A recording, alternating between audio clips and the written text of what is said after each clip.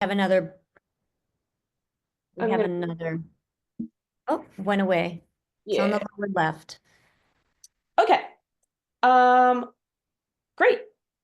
Or I Then don't think we're recording anymore. we are. It says that we are. Yes, we are. Great. All right, cool. Um, all right, I can kick us off. Silence my phone. Oh, that's a good idea. Do not disturb mode. Okay. All right. Hello, everyone. Thank you so much for joining us for this presentation about the progressive case for opposing physician-assisted suicide. Just to introduce myself real quick, my name is Jules Good. I use they, them pronouns. I work in the federal disability policy sphere, as well as in the New Hampshire disability policy sphere. And I have had a lot of professional experience with this issue and other disability policy issues. And I am looking forward to sharing some of that knowledge with you today. And I will turn it over to my colleague, Lisa. Thank you, Jules. It's great to be here with you today.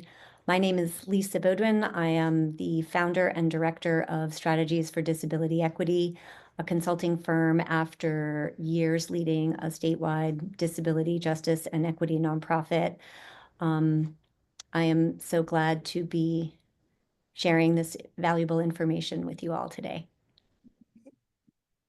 Awesome. So just to jump right in, we're gonna preface our kind of discussion about assisted suicide with a bit of a chat about ableism and medical discrimination first.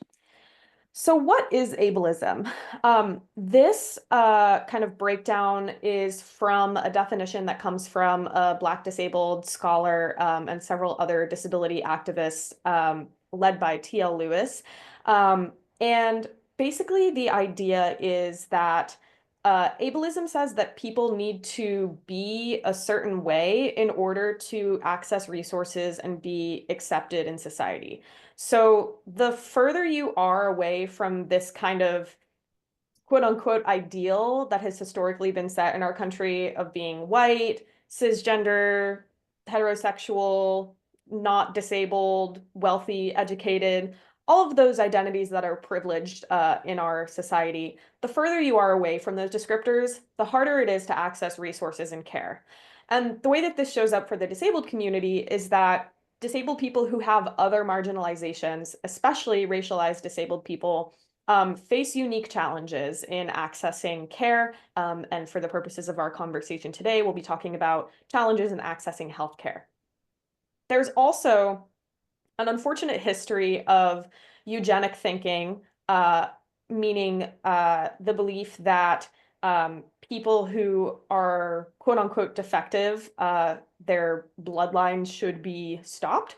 Uh, and that has manifested in the form of forced sterilization, forced abortions, killing of disabled children, and that ideology has been alive and well as much in quote unquote progressive spaces as it has been in conservative spaces.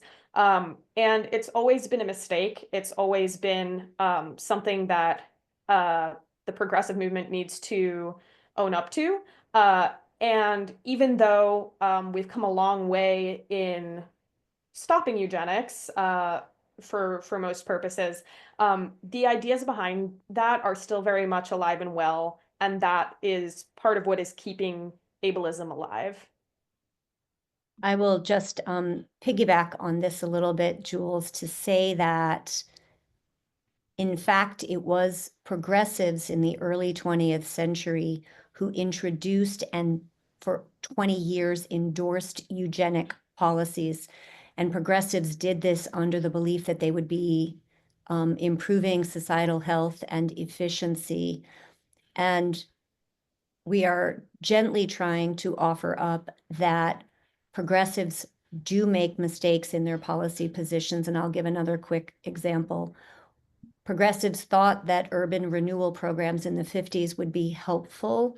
And in fact, many of the urban renewal programs pushed by progressives in the 50s ended up being inherently racist and displaced many, many communities of color. So we are grateful that you are here listening to this presentation today. And I will also just quickly piggyback that much in the way that sexism and racism has 3 levels of oppression.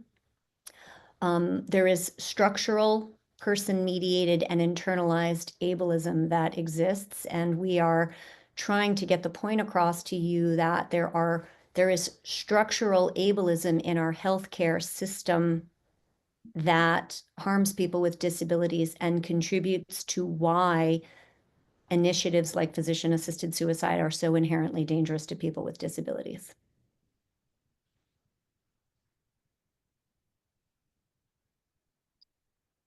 So as we move along, we're going to start with this visual, and it illustrates the interconnected reasons why physician-assisted suicide is a dangerous public health policy for New Hampshire, and it highlights how ableism, limited access to palliative care, financial pressures, and other systemic inequities in healthcare create conditions where vulnerable populations and people may feel compelled toward PAS or may in fact be pushed into physician-assisted suicide. These factors not only undermine true bodily autonomy, but contribute to the broader normalization of suicide, and it exacerbates suicide contagion, which we'll get to later on. Thanks. Yeah, so to kind of break some of that down a little bit, I wanted to share a couple studies and bits of data that just kind of illustrate these points around how the American healthcare system really it harms and is systemically stacked against people from marginalized backgrounds. So one idea that helps us explain that is something called the social determinants of health, which is a fancy way of saying the environment that you live in and the resources you have access to or don't have access to have a direct impact on your health and well-being. And this chart has a bunch of examples of different factors that can impact a person's health, like your employment, housing, education, food security, level of isolation, the quality of care you receive. All of these things contribute to our ability to be healthy and well. And because of the inequities in our healthcare system, a lot of people are barred from accessing those resources and those supportive environments because of discrimination and because of that idea of ableism that we talked about, where people who are not deemed worthy or as worthy in our society have a much harder time getting the resources they need to survive and thrive. So one way that this shows up, this is a study that the Kaiser Family Foundation did in 2023, and it was basically comparing health outcomes for people of color compared to white people. So what they did was they measured 70 different measures of physical and mental health. And what this chart is showing us is how different groups of color fared in comparison to white people within those 70 measures. So for example, the Black folks that were surveyed in this study, they fared worse in 55 out of the 70 measures on average than white people. Hispanic people fared worse in 44 of the 70 measures. And we can see not only these significant disparities, but also in these gray areas here, those are populations where we are missing data about some measures. And that is very significant because even though we know that people are being mistreated in our healthcare system, we still don't even know the extent to which that is occurring for certain groups because we're missing data and information. And I will just piggyback here, Jules, and say that as at this time, there isn't a chart for the identified group of people with disabilities or the disabled community because they're not even capturing that data. And that is yet another example of systemic ableism. We can't even produce charts like this yet because people with disabilities were only identified as a health disparity population in 2023. So we wish we could show you a chart to highlight. They don't even capture data. Right.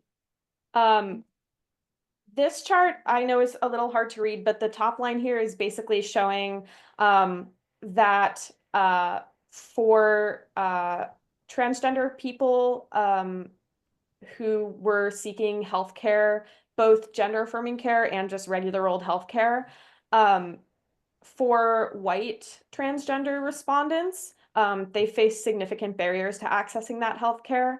And the number of people that faced barriers exponentially increased for people who were trans and also people of color. And I share this just to kind of illustrate the way that marginalizations stack. And if you've ever heard the term intersectionality, it's this idea that, we aren't just living our lives as one identity at a time. We have all of our identities and all of our marginalizations that we're kind of navigating at once.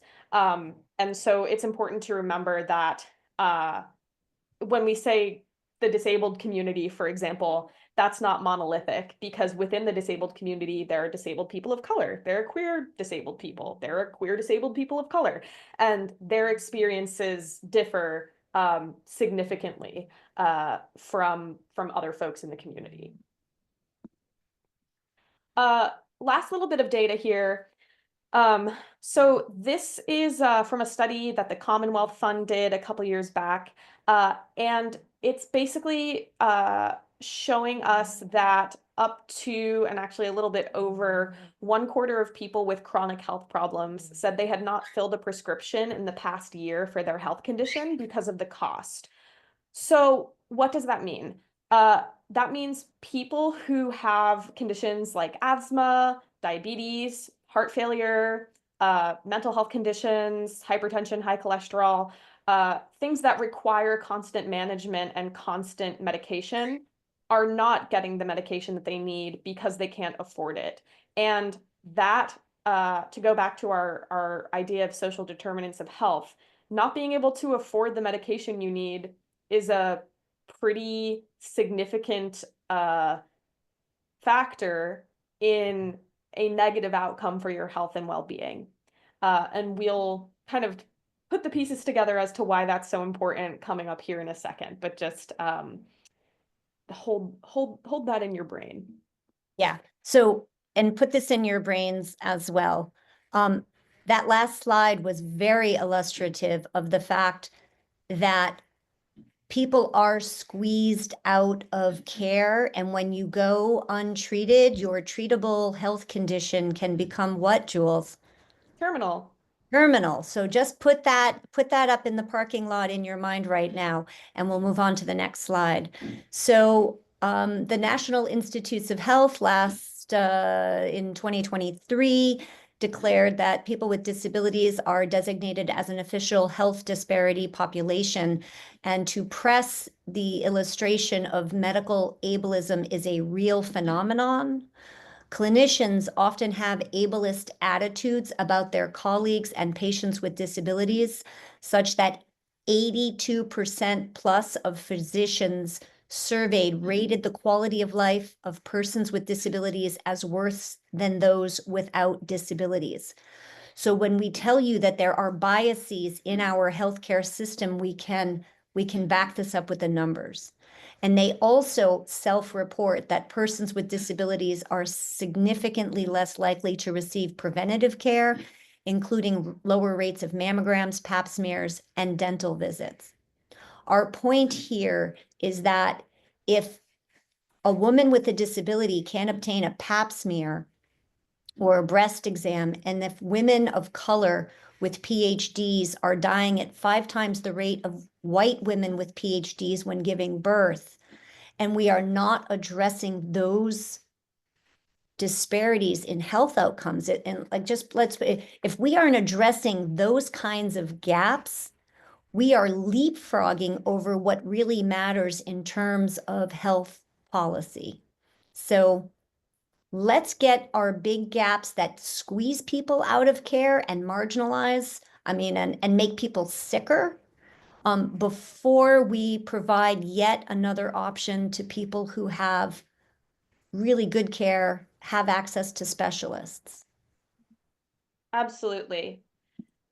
So, we just alluded to this a little bit, but now let's dive into how this idea of structural ableism and ableism in the healthcare industry relates to the issue of assisted suicide. So, just as a quick reminder, 101, what are we talking about when we say assisted suicide?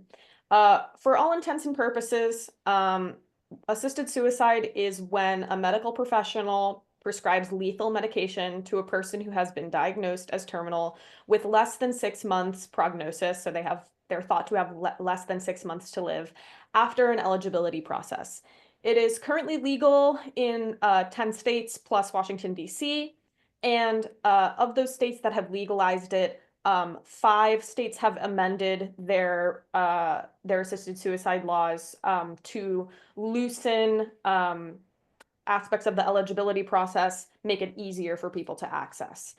Every year we see states considering, more states considering legalization or the loosening of safeguards. New Hampshire, obviously, included in states that are considering legalization this year. And something I wanted to point out that's different in our bill this year than in years past is we've actually, there's a piece in there now that is making the eligibility even looser. So whereas before it would say somebody has to be diagnosed as terminal with less than 6 months prognosis, it now adds to that less than 6 months prognosis or enrolled in a qualified Medicare hospice facility. Now, the big problem with that is that there is a known, so widely known, in fact, that John Oliver did an episode on it within the last couple of months, a known profit incentive and level of corruption in these hospice facilities. People are being pushed into enrolling in hospice when they may not even need it because those facilities are trying to keep their numbers up and get more money. And so that is extremely dangerous and something that makes our bill this year even more dangerous than in years past. So, oh, sorry, go ahead, Lisa. So I just wanted to throw a couple of additional points into there. California, for instance, reduced their waiting period between the first and second oral requests from 15 days to 48 hours, and it eliminated the final attestation form. And that's troubling. I would also like to just give you a little nugget of history. In Oregon, which was the first state to pass physician-assisted suicide, its official state website on it continued to call physician-assisted suicide just that from about 1998 when it was first passed until 2006. And what happened is Compassion and Choices, which became the national nonprofit that pushes these initiatives across states, provides funding and technical support. In 2006, they realized they had a branding and messaging problem with the phrase physician-assisted suicide. And that's when they adopted and started pushing out the phrase medical aid in dying. Because after a formal assessment of what were the barriers in exporting physician-assisted suicide, this was one of the solutions they came up with. Let's make it more palatable to Americans to be able to adopt these initiatives. And I will just let you all know that in Europe, they are not queasy about calling physician-assisted suicide by what it is. They have not had to rebrand in Europe physician-assisted suicide to medical aid in dying. So why do we oppose assisted suicide? There are more reasons than the ones that are listed here, but these are the ones that are most related to the issue of health equity. So first, insurers denying or delaying treatment, but approving assisted suicide, approving coverage for the lethal prescription that is prescribed to facilitate assisted suicide, means that people will die when they don't need to be dying. There have been documented cases of people who were denied coverage for a curative treatment for their condition, but approved by insurance for assisted suicide. The financial coercion does not need to literally be people screaming at patients telling them that they should die because they're too expensive to keep alive, because the system already does that for us by virtue of our private insurance system and how profit motivated everything is. There's also a double standard in mental health care that assisted suicide presents, which is that suicidality among disabled people and people with chronic conditions is deemed as rational and inevitable, but seen for the tragedy that it is among non-disabled people. Just to share a personal anecdote about that, when I was 19, I developed a chronic condition. I lost like 70% of my hearing. My life got turned upside down basically overnight. And I struggled a lot mental health wise. I had to change my whole career path. I had to change a lot, and it was very overwhelming. And I unfortunately made an attempt to die by suicide. And when I was seeking out mental health care after that, my first conversation with a therapist, I explained my whole situation. I explained, my acquired disabilities.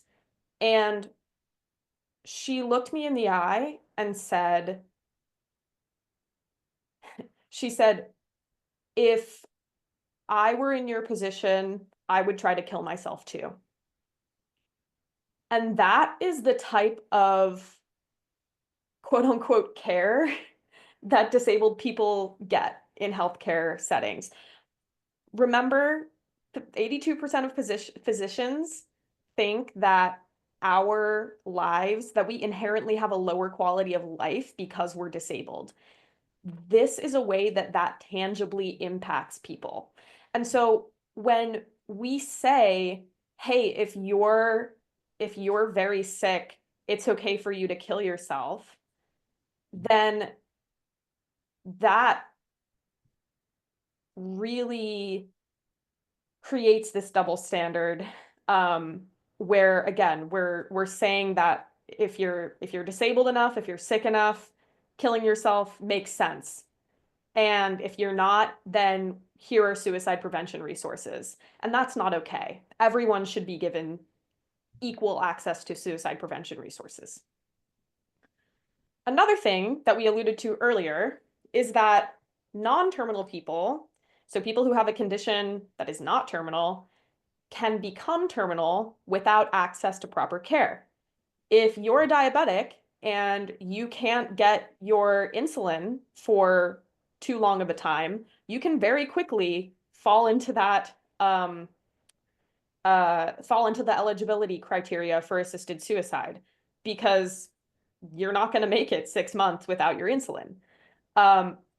There are a lot of conditions where without consistent access to high quality care, people's health will deteriorate and they would meet those eligibility criteria that says you're going to die within 6 months.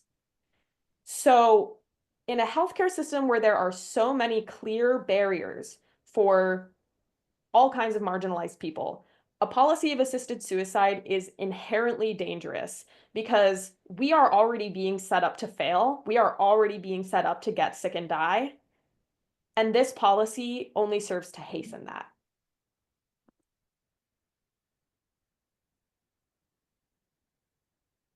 So we're going to go back to the 30,000-foot level for a minute and say that the National Council on Disability is crystal clear about physician-assisted suicide. The National Council on Disability reports to the President and the United States Congress. And it says that physician-assisted suicide bills represent an inherent harm and danger to people with disabilities. States should not legalize any form of assisted suicide. Not only has the NCD said this, but at least 17, and it could even be 19, prominent disability organizations are universally opposed to these initiatives, and they say that these initiatives are rooted in ableist misconceptions and stigmas about life with a disability, which are intrinsic to the language used to pass these slippery slope bills. I would like to point out that there is a 70-page policy paper affirming the dangers, including the serious limits of supposed safeguards, the lack of oversight in states with assisted suicide. And I will tell you that there is no state in our nation, and including in the proposed bill here in New Hampshire, there is no oversight for abuse, exploitation, or coercion. There is no investigatory powers for mistakes and abuse. We've already said that 5 states have already loosened the rules, and we know we're all in public policy together. We know that policy is often the beginning. We get to a place where we can all agree, and then we hope to improve it the next year or in a couple of years. Jules already spoke about the double standard in suicide prevention, and there is this phenomenon of suicide contagion. Before I talk about suicide contagion, I want to point out that the 17 national disability organizations that unanimously oppose physician-assisted suicide, they cannot all be wrong. And it is inherently ableist for us to think that the nation's top disability policy analysts have all collectively got this wrong. It is paternalistic and dismissive to the lived experience and the policy expertise of the disability community. And we want to offer to you possibly unrecognized bias that you may have for people with disabilities if you are distrustful that the nation's top disability policy people are all wrong on how inherently dangerous physician-assisted suicide initiatives are to our community.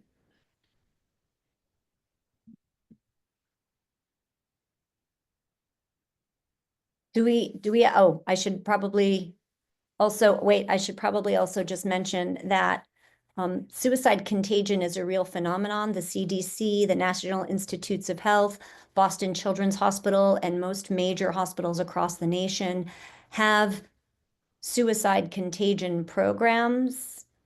And if we think that people who have suicide ideation or people who might be vulnerable to thoughts of suicide are going to be able to simultaneously understand that when Grandpa Joe decides when and how to die, is going to have the capacity to understand that's different from his or her own or their own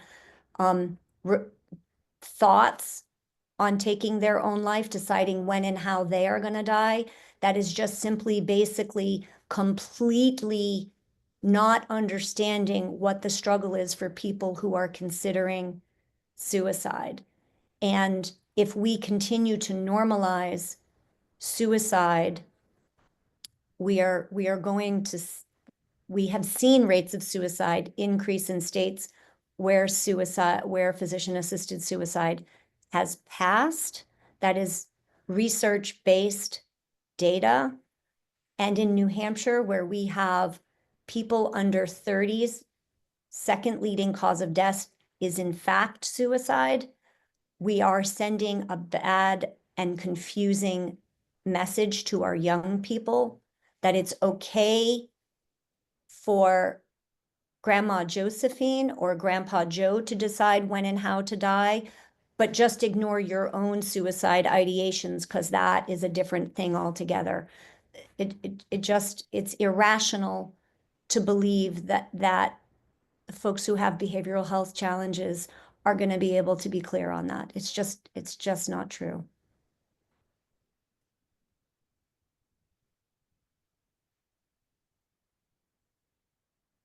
All right, lightening things up a little bit. No, let's be clear. The American Medical Association remains very clear that medical aid in dying is assisted suicide. It is fundamentally incompatible with the physician's role as healer, and it would be difficult or impossible to control and would pose a serious risk to society. The AMA urges physicians to not abandon a patient once it's determined that cure is impossible. Physicians have to respect patient autonomy. They must provide good communication and emotional support, and they must provide appropriate comfort care and adequate pain control.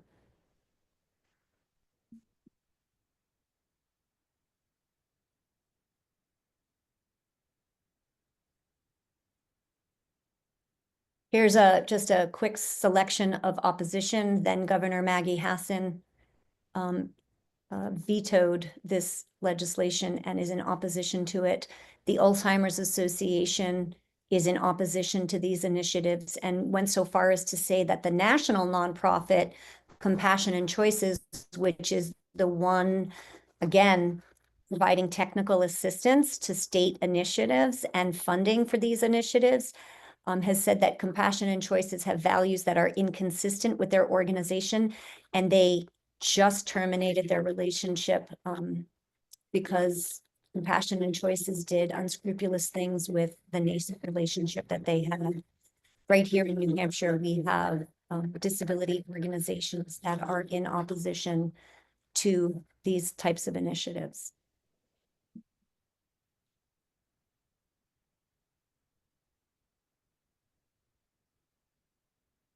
Earlier, we referenced that there are 17 national disability groups. We have that if you want to receive a copy of this. The slide, unfortunately, is a little unclear, but these are all highly respected organizations doing incredible work on behalf of people with disabilities and their families.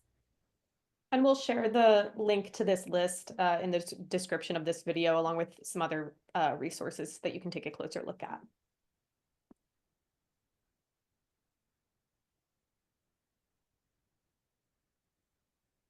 So we're gonna turn it over to people with the lived experience of feeling coerced and pressured, so that you can hear exactly what the experience is of people with disabilities, and that these are valid and real concerns.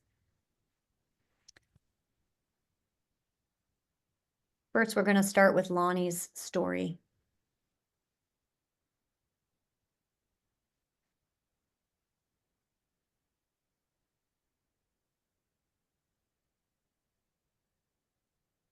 I had a wonderful life. I still have a wonderful life. I have no complaints, no regrets. I'm a C5 quadriplegic and also a bilateral above the knee amputee, and I am a cancer survivor. I first met Lonnie. I was the director of a acute rehabilitation facility in San Francisco. My life was education, military, family. It's like the issues any of us could be in. That one day we're at the top of the world, the next day, you know, we're totally dependent on care. And so the question is, how does someone deal with that? My major challenge is having modes of depression, which I do often, and as a result of not having caregivers or getting the medical treatment that I need. If he didn't have an attendant to turn him, he would break down with bed sores all over and die from that. If he didn't have someone that deals with his urinary stuff or bowel stuff, he would become impacted. He would get urinary tract infections. Everything pales when you hear a story like Lonnie's. And I do get distraught sometimes. I do get the feeling as if, you know, things are not all they, you know, should be. I mean, anybody would in this situation. Initially, when I met Lonnie, he was very angry about his situation. I was concerned whether he was going to be able to take care of himself, whether he was going to let the anger, you know, finish him off. But lo and behold, I think some years later, I don't remember the exact date, but he shows up at my office looking great. So what I did was return to school and finished off my graduate, computer science and engineering. It just gets to you that he was able to pull this off. Primarily, I wanted to help people with disabilities. I worked for the Center for Independent Living as a benefits counselor. You know, Mr. Van Hook is an incredibly intelligent individual, but he requires extensive in-home care services in order to do basic activities. And the state of California has even approved, you know, some amount of those supports for him. But when you go to try to access those theoretical supports in real life, you can't. That means that he's then not able to fully engage with work. He's not able to fully engage with his life. And a situation like that is a situation that is set up to make somebody start feeling depressed and struggle and feel as if they don't have any options. Almost everyone I see, they're thinking of suicide possibly. Some more consistently than others, but it's there. It's always there. I was going to go to Oregon to participate in the physician-assisted suicide program. I ended up in the hospital with an infection, with a bladder infection, and I became quite septic, so I was not able to travel. Hey, here's this pill, you know, go home and take it and you're done.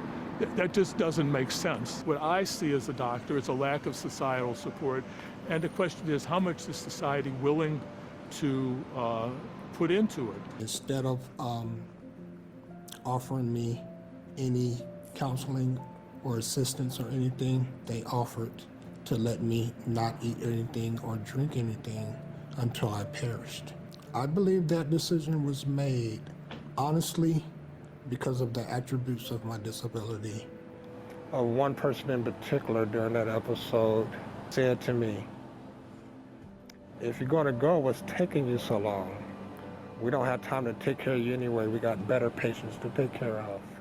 How am I supposed to feel after somebody said that to me? I'm already going through the issues where I feel about my family, how burdensome I am to them. It's not a healthy feeling for anyone. I wouldn't wish that on anyone. That's not a healthy feeling at all. So Dr. Steinmetz was notified about my situation. I came over and sat with him, and we went over the what he was going through. He always brings to my attention that the strength that I have to endure whatever I'm going through. And essentially it was just, I'm exhausted. I don't know if it's worth going on. Periodically, just the mechanics of life, getting the care, the money, everything, just it wears us all down. It did bring me back down to myself, and I came back to the realization that life is worth living, and you saved my life. If we just had these basic supports in place, that wouldn't even be on his mind, right? And in the past, when he has had that level of supports, he does feel significantly better. And those are things he does not have control over. The perfect example is this conversation you and I had. They had already offered it to you, and one conversation turned it around. Physician-assisted suicide is very dangerous because it's readily available. These are my concerns, based upon my clinical experience and dealing with, thousands and thousands of patients. You are truly not only my loving physician, but you're a dear friend to me. One day, top of the world, traveling the world. The next day, he's in bed. And for him to be here 33 years later, and having done what he's done, is like something that we could all learn from.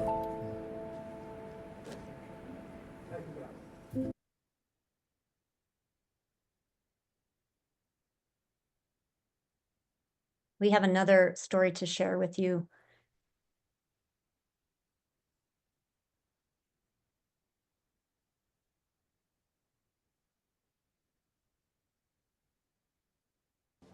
Hi, I'm Ingrid Tischer. I was born with muscular dystrophy. I had scoliosis as a little kid, and then I found out I have sleep apnea, and I was living with chronic respiratory insufficiency. I have pretty severe depression and anxiety. It's increasingly difficult to walk. It's quite difficult to breathe, and I have really limited use of my hands. I am someone who increasingly is dependent on having other people help me with activities of daily living. For some reason, my particular diagnosis does not entitle me to in-home assistance.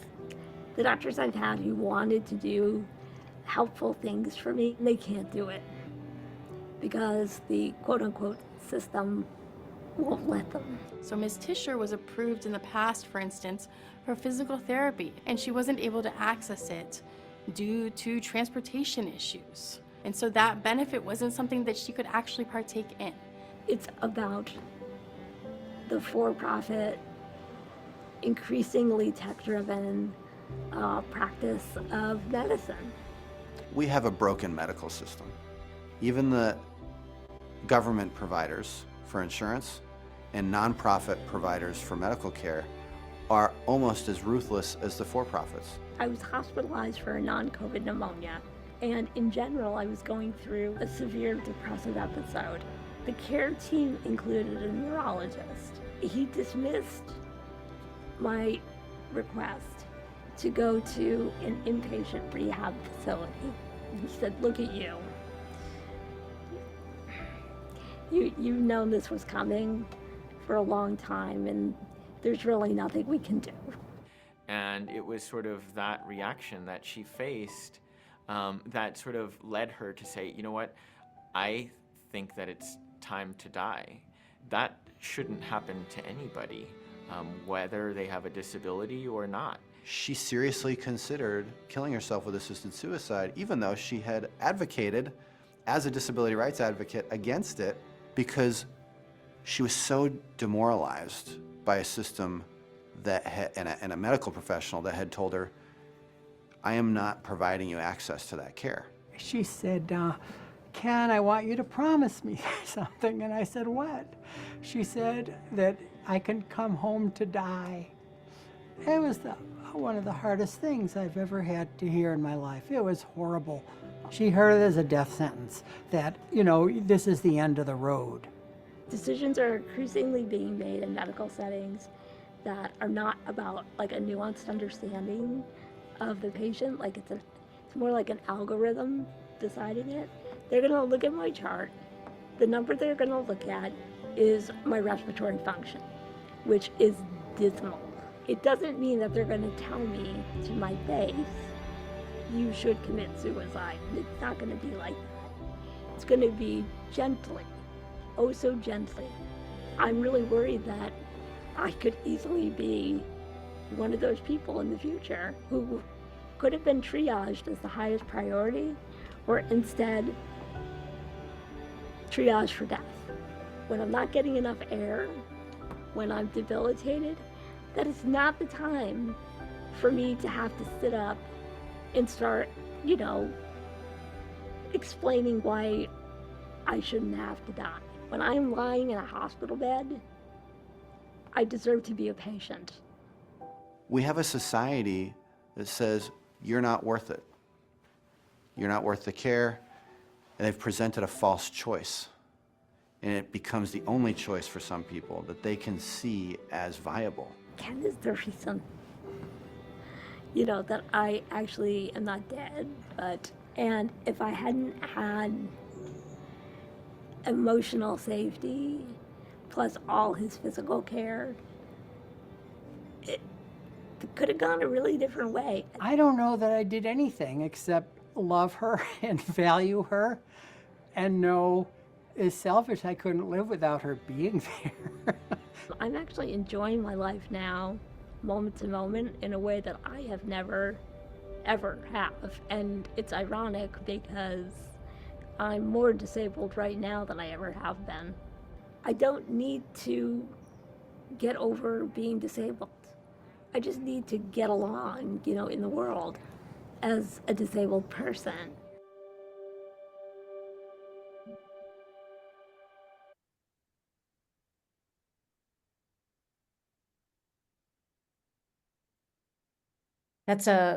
Ingrid's story is such a powerful message. She was denied care and squeezed out of care.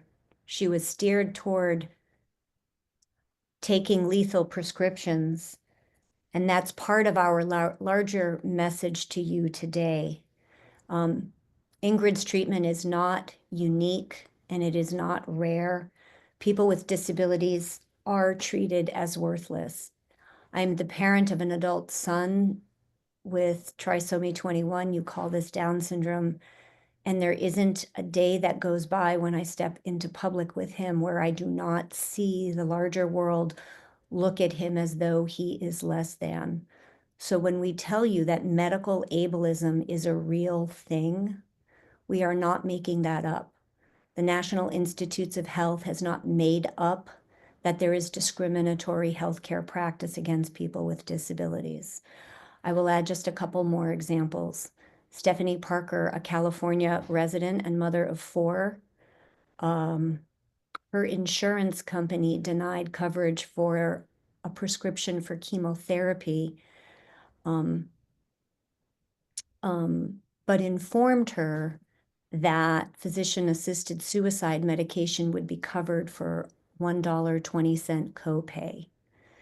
And we have access to other examples of abuse. It's hard to track abuse because, as we've stated, none of the legislation actually has a mechanism in place. So it's hard to collect up the data of when people are squeezed out of care or steered or coerced.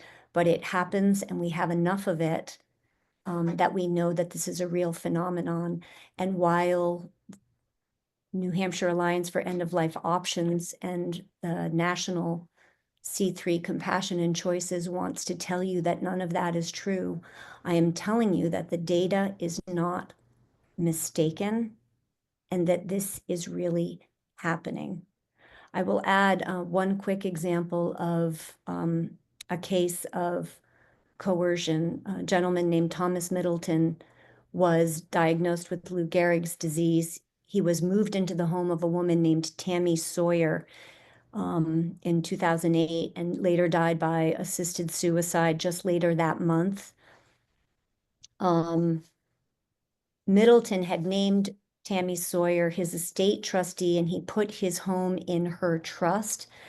And 2 days after Mr. Middleton died, Sawyer listed the property for sale and deposited $90,000 into her own account.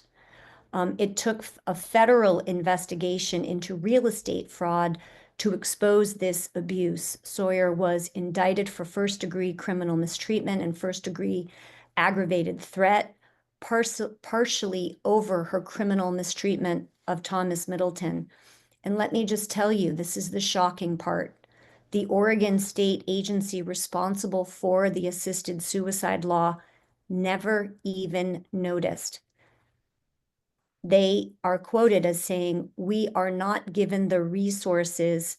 We do not have any legal authority to insert ourselves."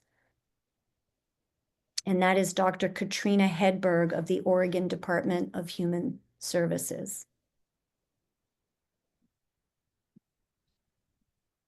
So why do people pursue assisted suicide? The narrative that is pushed by organizations like Compassion and Choices is that it's because they are living with physical, intractable pain, pain that cannot get better, pain that will not go away, and they decide to end their own lives because there is no other way for them to be comfortable. But when we look at the data, this particular data is from Oregon. They publish an annual report with some data about who goes through with assisted suicide in their state. Pain is not even in the top 5 reasons why people choose to pursue assisted suicide. The top 5 reasons are less able to engage in activities making life enjoyable, losing autonomy, loss of dignity, burden on family, friends, and caregivers, and losing control of bodily functions. All 5 of those reasons are not about pain. They're about dealing with the stigma of disability and facing inadequate support. And a lot of the time, those concerns are preventable or manageable with the right support in place. You know, you saw Ingrid Tischer say, "I'm the most disabled I've ever been, and I'm the happiest I've ever been." Being disabled does not stop your life from being worth living. And I promise you, as someone who acquired a disability in adulthood, if you had asked younger me if I would be happy in my life with the conditions that I live with now, I would say no way. I would have given up. But you learn to live with those things because you have to. You can't give up. And I, much like Ingrid, I'm the most disabled I've ever been, and I'm the happiest I've ever been. And part of that is because I have access to the supports that I need to be able to make my life accessible to me. I will just add to that, Jules, and I so appreciate you sharing that personal anecdote, that part of the reason why the National Council on Disability says that physician-assisted suicide initiatives are inherently dangerous to people with disabilities is because these top 5 reasons promulgate giving our society permission to think that life with a disability is a life less worth living. Just to connect that dot, we cannot create state law and insurance codes for what constitutes a dignified life that actually legitimizes thinking about the daily lived experience of people with disabilities as an undignified life. We cannot allow our state to determine dignity or no dignity. And have we yet talked about, here we go. We're going into bodily autonomy, Jules. Thanks. Yes, I was just going to say that's a perfect segue. So one of the arguments that often gets made by progressives in favor of assisted suicide is that it's an exercise in bodily autonomy in the same way that abortion is. And I am here to tell you that if you squint at that idea for more than 5 seconds, it's pretty easy to debunk. Because, first of all, if we look at preservation of life in terms of the patient, the person who's receiving treatment, abortion is healthcare because abortion preserves the life of the birthing person, of the patient. assisted suicide is not healthcare because it kills the patient. Killing people is not healthcare. Additionally, systemically eliminating choice by denying coverage for preventative and curative treatment, by denying access to supports to make life accessible, by making it so that the poorer and more disenfranchised you are, the fewer options you have about how you can live your life, is a system that will never result in bodily autonomy for everyone. It's autonomy and choice for the select few who can afford it and who have been afforded the privileges to do so. In other words, choosing between a rock and a hard place is not bodily autonomy.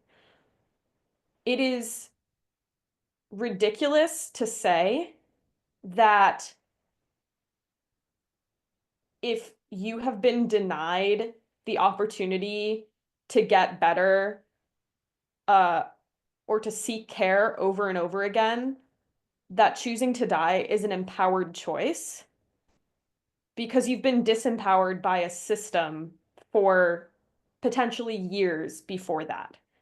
So thinking about assisted suicide in terms of bodily autonomy does not hold up because it only prioritizes the bodily autonomy of the privileged few and not of the most marginalized people in our community. And I will piggyback on that again, Jules, to say BIPOC communities, especially BIPOC communities in poverty, people with disabilities and impoverished senior citizens do not have bodily autonomy in the first place. So you can't be affording more bodily autonomy and more choice to the few who have bodily autonomy when the rest of us don't actually have it.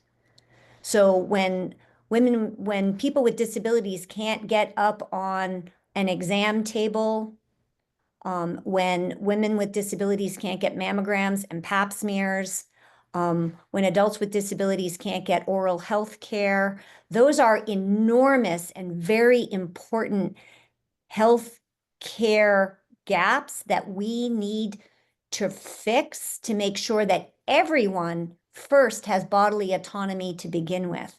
We need to be directing important public health policy decisions to make sure that we have equal and equitable access to care for folks like people with disabilities, people of color, and veterans, etc. Yeah, absolutely. So to close this out, let's talk about what we can do instead, because obviously the idea for a policy of assisted suicide came from somewhere, came from a need that is not being met. So how can we meet those needs without harming the rest of the population? One thing that we can do is increase access to palliative care without as many restrictions. Right now, especially if you're on Medicaid or Medicare, the settings and the modalities through which you can receive palliative care are extremely limited. You don't have a lot of choices. And so making more choices available so that people have access to the full spectrum of end-of-life care and can choose to engage in care that makes them feel comfortable and supported is super important. And along with that, we need to train healthcare providers on pain management and palliation because those are fields that are not really, or areas that are not really widely taught for people, going through medical school unless they seek those things out. And so more widespread training on those things is needed for healthcare providers and emerging healthcare providers. Another thing along with that is expanding education on pain management and making insurance cover more of a spectrum of pain management because for example, for many people, if you are receiving above a certain dose of morphine intravenously, you can only have that done in a healthcare facility. You can't have that done in your home. And so a lot of people, don't want to die in a hospital. They would rather die in the setting of their choice. So having access to appropriate pain management in the setting of their choice that is covered by insurance is another thing that would improve end-of-life care for people. And then lastly, kind of on a zoomed out level, we need to fully fund home and community-based care. This is a big issue and something that's only going to be more of an uphill battle over the next couple of years. But we need to ensure that everyone has access to the activities and the services that they need and enjoy, and help people adapt those things as their illness progresses, or as they acquire a disability or whatever. Because that is really, like we said, at the root of what is leaving people feeling hopeless when they have a disability is not being able to do the things that they enjoy, not being able to access the parts of their life that are important to them and that they need. And so funding home and community-based services, making sure people can get access to that care in the setting of their choice is paramount to addressing some of the major health equity issues within this context. Sure. Thanks so much, Jules. I will add a few things here and say that the days of intractable pain are in fact over. We do extraordinary things in healthcare, the kinds of things that we can transplant. It's just extraordinary. To be told that there is no way to deal with intractable pain, I'm just going to emphasize what Jules says, is both a lack of education and a lack of funding for pain management.